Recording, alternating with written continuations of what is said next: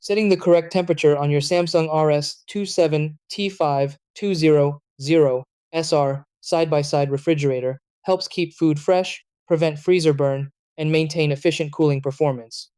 This model uses a digital control panel that allows you to adjust the refrigerator and freezer temperatures independently.